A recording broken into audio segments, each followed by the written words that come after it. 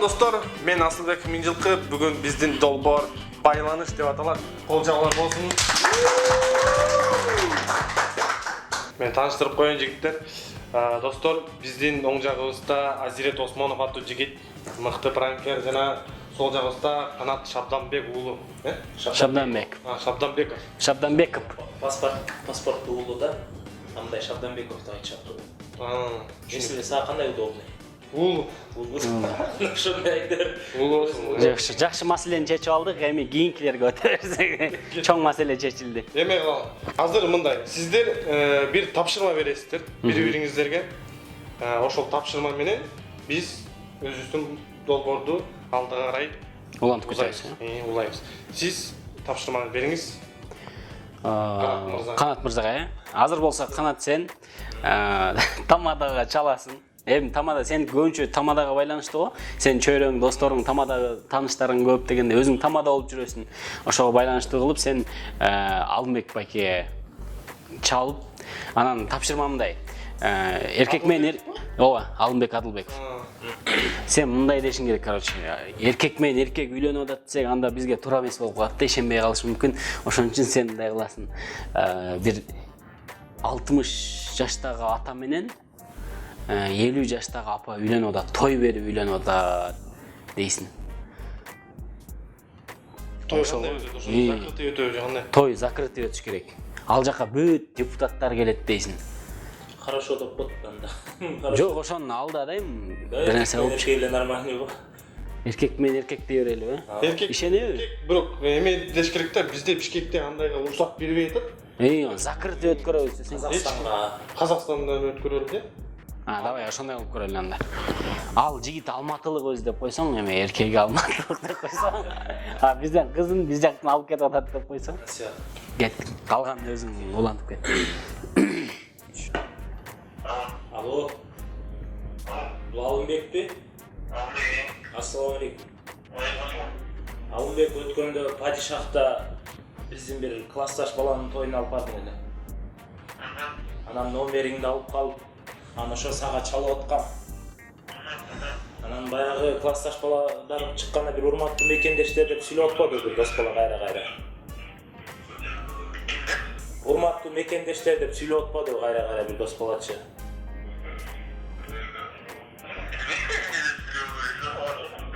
Элтон Джондун ыры менен киргизип аттыңарбы бир эме кайра. Алымбек, короче, ишке өтөлү. Мо февралдын 4-ү бошсуңбу? Ооба.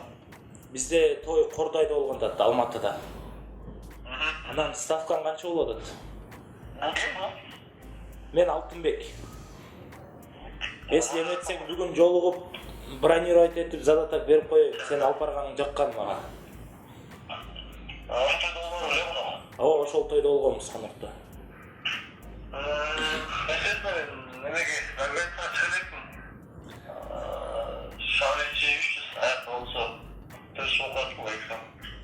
Жол кереңер кандай? Мындай кылчы. Мен 500 берейин. Сен главный мен уят кылбай диджейиң менен бара алып барып бер. Просто ал тойго мындай майда болбой, тонкий зарядка болуш керек. Майда болбой, тонкий зарядка болуш керек болот. Мен бир сүйлөшөм, мен сага балама $100 задатак берем, сен кайсы райондасың азыр? Ктеркада. Анан тойду деген, бул бизде ал тойду деген Кыргызстанда запрещен кылып койгон да. Ал тойду запрещен кылган үчүн биз Кордойдо өткөрүп атабыз ошол тойду. Конокко кыргыздар эле барат, бирок ошо Кордойго, Алматыга барышат. Анткени аларды көрө албай атышат бул жакта көбүчө. Анан бул Кыргызстанда той бергенди каалабай атат. Анан тойдун эмеси мындай, баягы өзүм деле 30-тан өтүп калдым, эми эркекче эле сүйлөшкөн жакшы. Анан айла жок, мен деле нервтик болуп атам, жиним келип атат. Эркек менен эркек үйлөнмөк.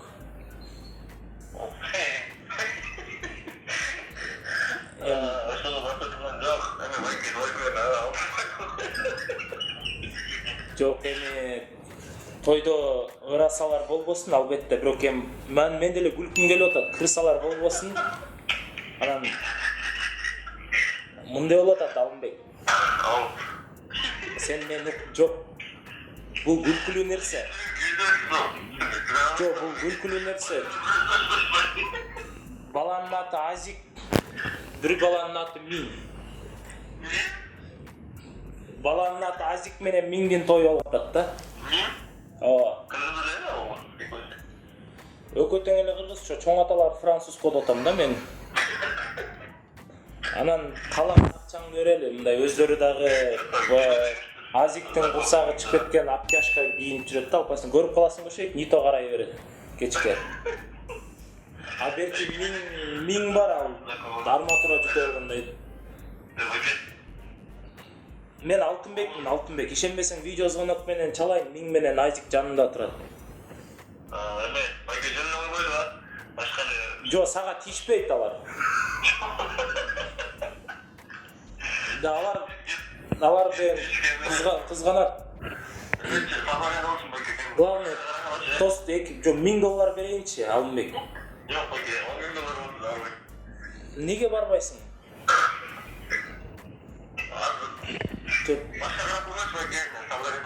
Кимге чалсам болот? Кайсыл тамадага номерин бере аласың албы? Мындай ушундайга жакыныраак. Чалып турга, ушундайга жакыныраак, мен байке айта албайм. Да айтып коюңузчу хотя бы ошону. Салам байке бастан, Алымбек, мындай кылбайлыбы? Хорошо.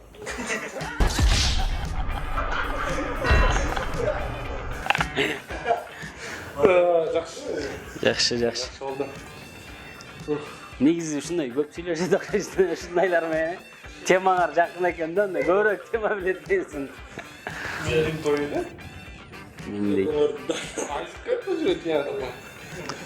Так, эми келиңер. Сиз бересиз.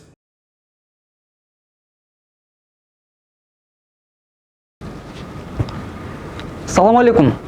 Чё там интернет токтоп калды, Анда учурдан пайдаланып реклама кыла кетели. Эгер сен киберспортсмен болсоң, же жөн гана досторуң менен мыкты клуб издеп жатсаң, анда биз сени Олимп компьютерный клубуна чакырабыз. Бул жерде жалаң мощный компьютерлер, абдан ыңгайлуу отургучтар жана жогорку ылдамдыктагы интернет. AES-лишто курсаңача нормальное питание да берсең болот. И баса Sony клубу да бар. Так что подружкаңды смело чакырсаң болот. Ошо брат. А так, Абдушек, күтөбөз жигиттери. Всё, брат, дальше көрө бергиле. Мен суроо берейин эми, Азирет. Тапшырма бериң. Суроо эмес, тапшырма бересиң. Тапшырма берейин, Азирет сизге тапшырма берейин. Бишкек шаарында кайсыл массажист болобу ошого чалып туруп, бир мындай ишенбеген сөздү мындай бир башкача сүйлөп таң калтырасыз да. Мен азыр бул жактан сөздөр чыгарып турам, жанагындай сиз сыяктуу элечи. Анан сиз ошого импровизация кылып жооп бересиз. Даярсызбы? Всё, кет. Массажга баргансыздар. Жок, массажга барган эмес. Массаждын толтура түрү бар. Ошо түрлөрүн да сурай берсеңиз болот да. Всё. Азыр фантазияны иштетип бир нерсе кылам. Главное эмени айтпаш керек. Боди массаж дебеш керек да. 0550.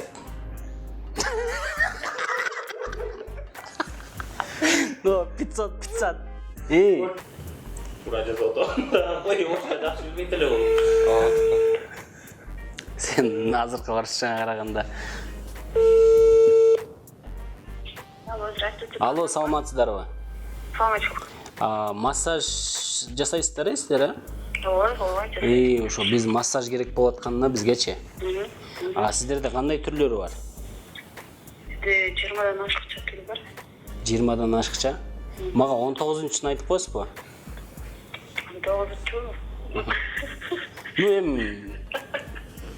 Ну, сейчас вам прям по пунктам, да? Я.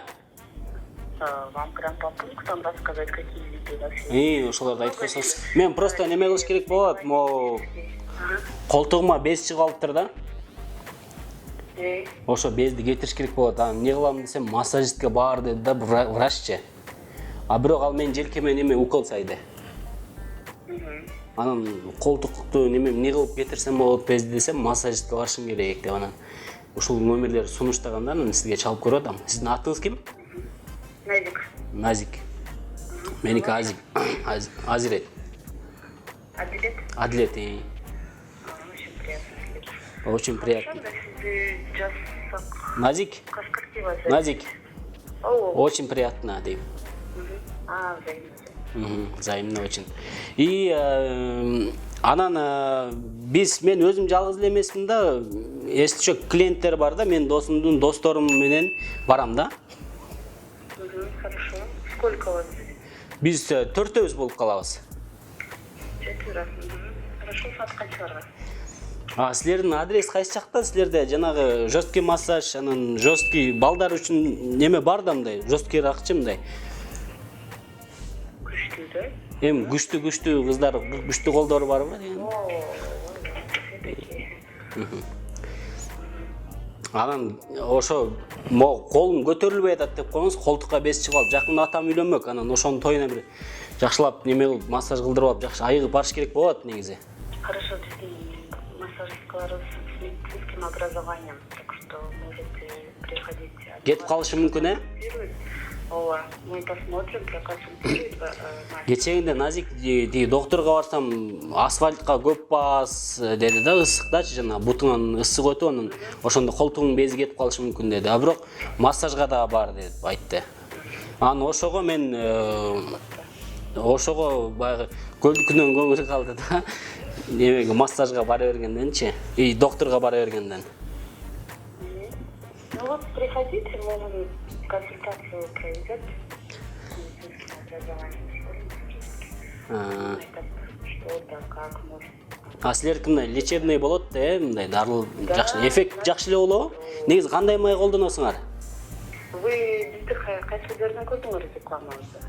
Мени неме врач сунуштады да, три желанияга аллергиям бар деп айтсам, силерди сунуштады, Инстаграмдан алдык да. Анан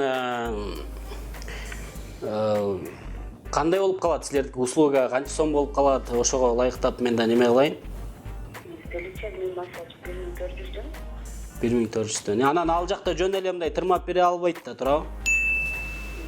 Нормальный массаж кылат да. У нас уже со стажем. Вот.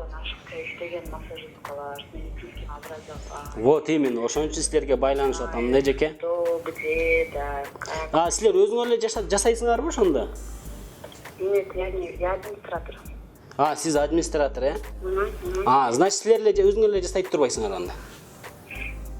Я администратор, я не могу. Администратор деген жасайт бербейбиз эле? Рабочего места. У нас есть мастера, мужчины есть. Балдар дагы барбы, Мен эме жакшы болду да ошолчу балдар болгон. Мен берки досум бар да, Канат деген дагычы. Ал ошо жалаң балдарга массаж кылдырат да. Хорошо, запишите сюда, мастер. Ал жесткий массаж кылат да. Просто смотрите, у нас по времени, как получится у нас записи, поэтому скажите... Анда биз жаздырып коелу, ошо Канат деген балага жесткий массаж керек да, аябай жесткий керек болуп атат.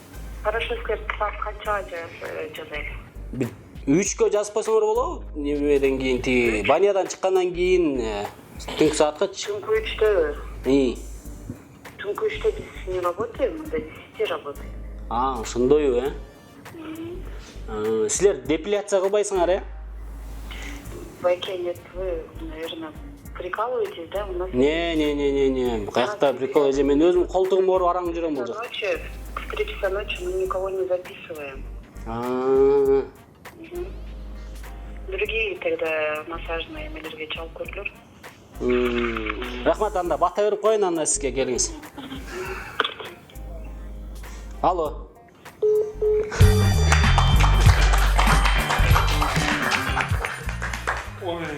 Администраторларга рахмат. Нервине рахмат эжекен, Мен кеттим. Кыйналып атасың, сону болду деп элечи. Түшүндүм да. Буюрса, кийинки долбоордо, кийинки чыгарылышта сөзсүз түрдө сиздер комментарий калтырыңыздар, ой пикириңиздерди калтырыңыздар. Кимиси мыкты деңгээлде өзүнүн фантазиясын, өзүнүн импровизациясын кандай жеткизди, жана кимдики сонун болду, алдында комментарий калтырыңыздар. Ким утса Уралыкка бекер жолдомо деп.